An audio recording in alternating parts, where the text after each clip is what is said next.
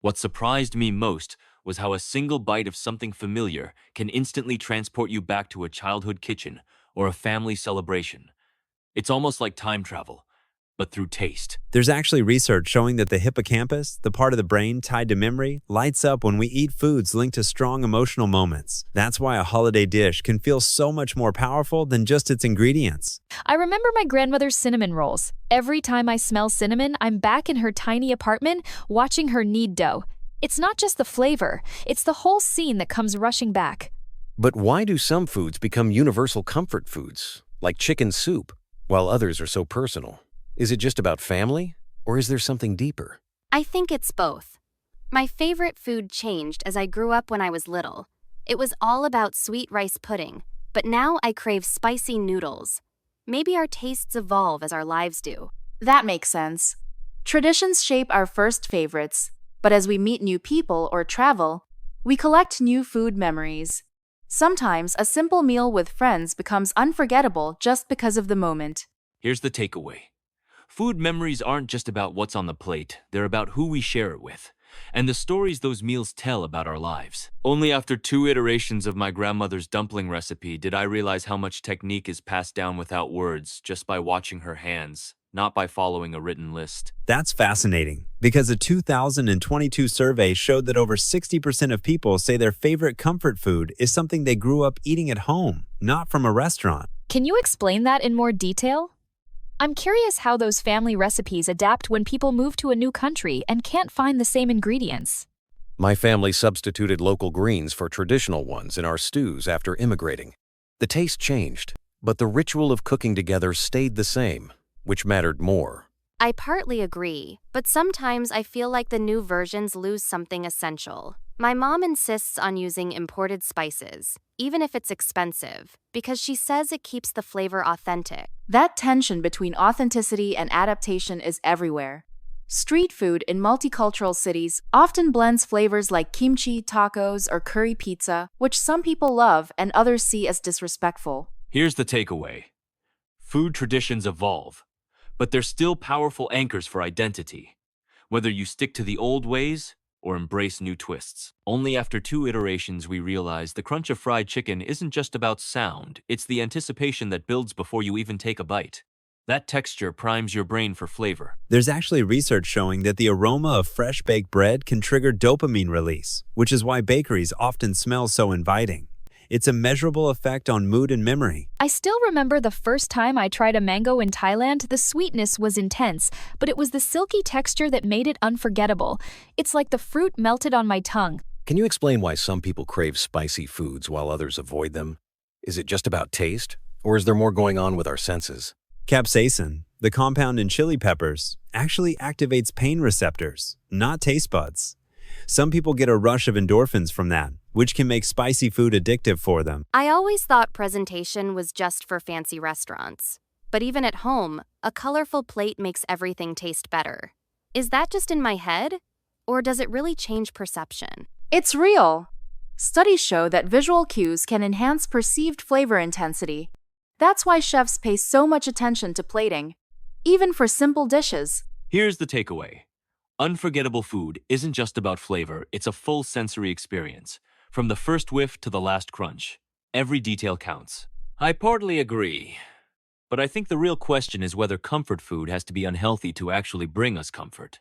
For me, the nostalgia is powerful, but I wonder if we can reimagine those dishes without losing the emotional punch. There's actually research showing that foods high in carbohydrates can trigger serotonin release, which explains why mac and cheese or mashed potatoes feel so soothing. It's not just in our heads, there's a biochemical reason for that mood lift. Whenever I'm stressed, I crave my grandma's rice pudding. It's not just the taste, it's the memory of her kitchen, the warmth, the way she'd let me stir the pot. I don't think a low-fat version would feel the same. Can you explain that in more detail? If it's the memory and the ritual, does the actual recipe matter as much as we think? Or is it more about the act of preparing and sharing the food? For me, it's both. The texture and richness of certain foods are tied to how safe I felt as a kid. But I've tried swapping ingredients like using Greek yogurt instead of cream, and sometimes it still hits the spot if I'm with the right people. I love that idea. Maybe comfort food is less about the calories and more about the context. Sharing a meal, recreating family traditions, even tweaking recipes together can be just as comforting as the original dish. Here's the takeaway. Comfort food isn't just about indulgence. It's about connection, memory, and sometimes a little creativity in the kitchen. Maybe the healthiest comfort is the one we make our own. Only after 2 iterations, we realized the difference fresh basil made in our tomato sauce suddenly. The flavors just popped. Ingredient quality isn't just a detail. It's the backbone of a memorable dish. That's a great point. I've seen chefs swear by using local eggs for their richness, especially in baking. Statistically, farm-fresh eggs have higher omega-3 content and deeper yolk color, which translates directly to taste and texture. But what about people who can't get those specialty ingredients? Like, if you're in a city and only have access to supermarket tomatoes, can you still make a great sauce? Or is it just never the same? Can you explain that in more detail? For example, is the difference between canned and fresh tomatoes always noticeable, or does it depend on the recipe? I partly agree, but sometimes canned San Marzano tomatoes outperform fresh ones, especially out of season. It's about knowing when to substitute and when to splurge. Seasonality matters as much as sourcing. I love how heirloom grains change the texture of bread. There's this nutty depth you just don't get from standard flour. But they can be expensive, so it's a balance between budget and experience. Here's the takeaway. Understanding your ingredients, where they come from, when they're at their best, and how they impact flavor lets you make smarter choices, even if you have to adapt. That's what elevates home cooking. Only after 2 iterations, we realized that cauliflower pizza wasn't just a gluten-free gimmick. It actually changed the texture and flavor profile in a way that made it a new experience, not just a substitute. That's a great point. If you look at the numbers, Google Trends shows a 400% spike in searches for sushi burrito over the last 5 years. It's clear that these mashups aren't just passing fads. They're shaping what people expect from casual dining. But do you think there's a risk of losing what made the original dishes special? I've seen some traditionalists online who feel that vegan versions of comfort food, for example, can sometimes miss the mark emotionally, even if they're creative. What surprised me most was how quickly social media can turn a local experiment into a global trend. One viral post, and suddenly everyone's lining up for ramen burgers or cronuts. I tried a jackfruit pulled pork sandwich last weekend, and honestly, it was delicious. But I kept wondering if calling it pulled pork sets up unfair expectations. Should these reinventions have their own names? Can you explain that in more detail? I'm curious whether the appeal is mostly about novelty, or if people are genuinely looking for healthier or more sustainable options with these twists. Here's the takeaway. Fusion and reinvention can honor tradition while pushing boundaries.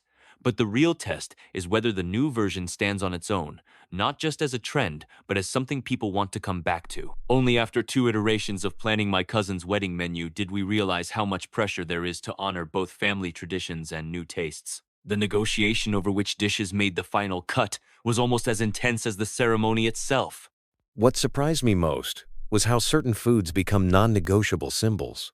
For example, my family insists on serving a specific rice pudding at every holiday, even though half of us don't actually like it. It's the ritual, not the flavor, that matters. That reminds me of my grandmother's New Year's bread. She'd hide a coin inside, and whoever found it was supposed to have good luck. The anticipation made the meal feel magical, even if the bread itself was just okay. Can you explain that in more detail? I'm curious how these rituals adapt when families move or blend cultures. Do you keep the old dishes, or do new ones take over? In my experience, it's a mix. When my partner and I started hosting our own holiday dinners, we combined my family's spicy stews with his family's sweet pastries. The result was a table that looked nothing like either of our childhoods, but it still felt festive. I love how the smells and sounds of those meals stick with you. Even now, the scent of cinnamon instantly brings back memories of my mom baking for Eid. It's like a shortcut to nostalgia. Here's the takeaway. Rituals around food aren't just about taste, they're about memory, identity, and the way we mark time together. Even when traditions shift, the sense of occasion stays strong. Only after 2 iterations, we realized that recreating my grandmother's lasagna at home actually made it taste better than any restaurant version I've tried. There's something about the process, the mistakes, the adjustments that makes the final dish more satisfying. But if you look at the numbers, restaurant dishes often use specialized equipment and ingredients most home cooks don't have. For example, wood-fired ovens for pizza reach temperatures above 800 degrees Fahrenheit, which home ovens can't match. That technical edge can create flavors you simply can't replicate at home. I partly agree, but the atmosphere plays a huge role too. Sometimes, the memory of a favorite meal is tied to the buzz of a busy bistro or the way a dish is presented. It's not just about taste, it's the whole experience. Can you explain that in more detail? Are you saying the setting can actually make food taste different? Or is it just about the memory attached to it? It's both. Studies show that ambiance, lighting, music, even plate color can influence how we perceive flavors. So, a dish might seem more special in a restaurant, even if the recipe is identical. Last week, we got stuck on a chocolate cake recipe at home. And after finally nailing it, it felt like a celebration. That sense of accomplishment made it my new favorite, even though I've had fancier cakes at bakeries.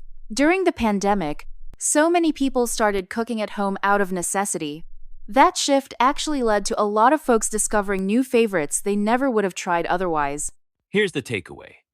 Whether it's the mastery of a home recipe or the thrill of a restaurant discovery, our favorites are shaped by more than just flavor. They're built from effort, context, and sometimes a little bit of nostalgia. Only after 2 iterations of family dinners with my in-laws did I realize how much my food choices signal my values. When I brought a vegan dish, it sparked a debate about tradition versus ethics. That's fascinating statistically. About 42% of people say their dietary habits changed after moving to a new city or starting a new relationship. It's almost like food is a social passport. But what if your favorite food doesn't match your background?